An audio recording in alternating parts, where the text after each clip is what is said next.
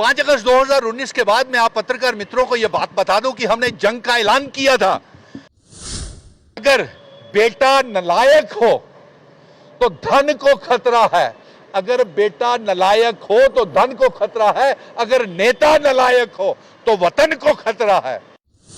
मेरे मित्र गुलाम नबी आजाद जिसे सरजमीन ने कितना बड़ा नेता बनाया, महबूबा में थे जिसको इतना बड़ा नेता बनाया, उसके वालिद को भी इतना बड़ा नेता बनाया। अल्ताफ बुखारी जो कहते थे बेहतर से बेहतर वकील करेंगे, महंगे से महंगा वकील करें, उन्होंने कोई वहां पे दायर पटिशन नहीं की हुई है। नंबर 2 महबूबा मुफ्ती ने भी नहीं की है जी, और नंबर 2 गुलाम नबी आजाद कहते थे कपिल सिब्बल उनकी तरफ से है। आज आप देख लीजिए कि नेशनल कॉन्फ्रेंस ने कहा कि वो तो कपिल सिब्बल तो हमारी तरफ से है।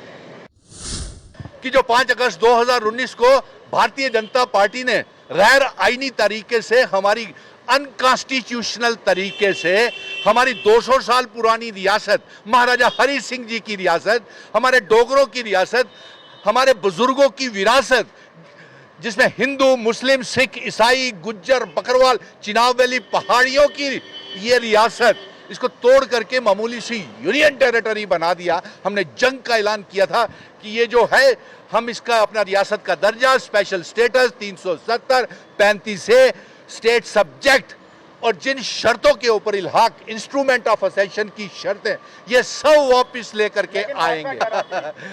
इसीलिए तो मेहरबानी सुप्रीम कोर्ट ने ये हम पे की है कि 1,30,00,000 अवाम की पहचान, शनाखत, आइडेंटिटी, कल्चर, डेमोग्राफी बचाने के लिए हमारे सुप्रीम कोर्ट ने हमारे ऊपर एक इनायत की है। और जम्मू का बच्चा बच्चा, कश्मीर का बच्चा बच्चा, जम्मू कश्मीर, लद्दाख, पीओके, गिलगित बल्टिस्तान का बच्चा बच्चा जो जम्मू कश्मीर का हिस्सा है, भारत का हिस्सा है, वो सुप्रीम कोर्ट की ओर देख रहा है और उसका शुक्रगुजार है कि उन्होंने इतनी बड़ी बेइंसाफी जो हमारे आइडेंटिटी, कल्चर और वजूद, पहचान को मिटाने के लिए भारतीय जनता पार्टी ने की, उसके खिलाफ आई है। व्हाट इज दिस कतर, क्या मजाक है। अरे आपके बुजुर्ग, देखिए मैं इस बात का एक शेर के साथ इसका जवाब दूंगा।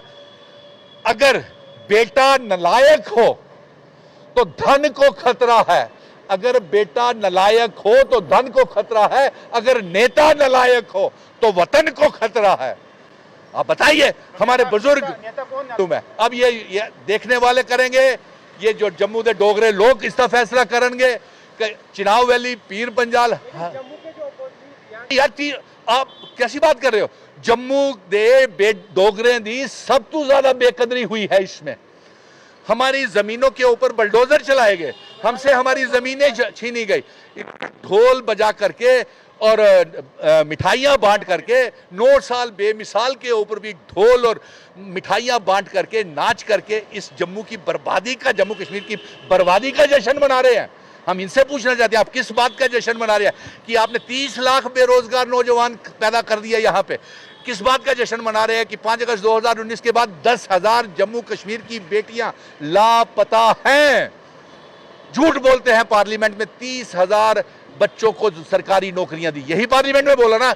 मैं आपसे पत्रकार बंधु हूं, आपसे पूछता हूं कि आपके परिवार में और जो देखने वाले हैं ये बताएं कि जम्मू के लोगों को कितनी नौकरियां, परिवारों को कितनी नौकरियां मिली। कहते हैं कि वो जम्मू कश्मीर की आवाम बहुत खुश है, इस तरह से पहाड़ियों को ऐसे स्टेटस दिया, कितने खुश हो गए। देखिए वो तो पहले भी गुमराह कर रहे थे, वो तो तब भी 5 अगस्त 2019 को भी गुमराह किया, आज भी गुमराह कर रहे हैं। उनके पेरोल के ऊपर मैं तो कई आप पत्रकार मित्र ही अभी मुझसे पूछ रहे थे कि कुछ पत्रकार भी आज इस पार्टी बने हुए हैं 370 के लिए। नहीं, आप नहीं चाहते कि पहाड़ी में के सवाल ये है कि जब पहले इन्होंने हिंदू मुस्लिम को लड़ाया, जब वहां पेट में नहीं भरा तो इन्होंने भाई को भाई से लड़ा दिया, जब वहां भी दिल नहीं भरा तो ऐसे ऐसे बिल, अनपार्लियामेंट्री बिल वहां पार्लियामेंट में इंट्रोड्यूस कर रहे हैं। सुन लीजिए, बोला ना, मैंने बोला ना, इससे पहले आप दोनों भाइयों को बिठाते, समझाते, उनसे बातचीत करते, आपने तो नफरत पैदा कर दी, आपने तो दिलों में दरारें पैदा कर दी, आपने तो वो लकीर खींच दी जो 1947 में। पत्रकार मित्र आप अच्छी तरह से जानते हैं, आप तो सारा दिन देखते रहते हैं, आपका तो ऑनलाइन सारा सिस्टम है। देखिए सुप्रीम कोर्ट से हमें पूरी पूरी उम्मीद है और वो हमें 1,30,00,000 अवाम को इंसाफ देगा। वो इंसाफ देगा जो ये सुप्रीम कोर्ट में को भी ये इन्होंने एफिडेविट दायर किया था, उसको नामंजूर कर दिया कि ये तो कॉन्स्टिट्यूशनल मसला है, संविधानिक मसला है। तो जब संविधान की बात आएगी तो इल्हाक की शर्तें भी बाहर आएंगी। जिन शर्तों के ऊपर इल्हाक हुआ था जम्मू कश्मीर का भारत के साथ, वो भी बाहर आएगी। उमर अब्दुल्ला की बात करी, नेशनल कॉन्फ्रेंस पार्टी है हमारा, एक ऑल पार्टीज का गठबंधन है, उसमें अवामी नेशनल कॉन्फ्रेंस भी है और जम्मू कश्मीर पीपल्स मूवमेंट भी है और अवामी नेशनल कॉन्फ्रेंस के मुजफ्फर शाह साहब और डॉक्टर हुसैन साहब और तारिगामी साहब। और लेकिन अफसोस है इस पत्रकार मित्रों में खुले, मैं तो सीधा, मुझे तो ना मुख्यमंत्री बनना है ना मेंबर पार्लियामेंट बनना है, भले ही लोग चाहते हो कि ऐसा शख्स जो है वो मुख्यमंत्री या मेंबर पार्लियामेंट या विधायक होना चाहिए, लेकिन मैं जम्मू कश्मीर का बेटा हूं, डोगरा रियासत का बेटा हूं। लेकिन अफसोस इस बात का आ रहा है कि उन पार्टियों ने जिन्होंने ये दावे किए, सुन लीजिए पत्रकार बंधुओं, जिन्होंने ये दावे किए कि 370 वापिस आना चाहिए, हम आने वाले सरकार बनाएंगे, अगला मुख्यमंत्री उनका होगा, उन लोगों ने मेरे मित्र गुलाम नबी आज़ाद जिसे इस सरजमीन ने कितना बड़ा नेता बनाया, महबूबा में थे जिसको इतना बड़ा नेता बनाया, उसके वालिद को भी इतना बड़ा नेता बनाया, अल्ताफ बुखारी जो कहते थे बेहतर से बेहतर वकील करेंगे, महंगे से महंगा वकील करेंगे, उन्होंने कोई वहाँ पे दायर पटिशन नहीं की हुई है। नंबर 2 महबूबा मुफ्ती ने भी नहीं की है जी, और नंबर 2 गुलाम नबी आज़ाद कहते थे कपिल सिब्बल उनकी तरफ से हैं। आज आप देख लीजिए कि नेशनल कॉन्फ्रेंस ने कहा कि वो तो कपिल सिब्बल तो हमारी तरफ से हैं।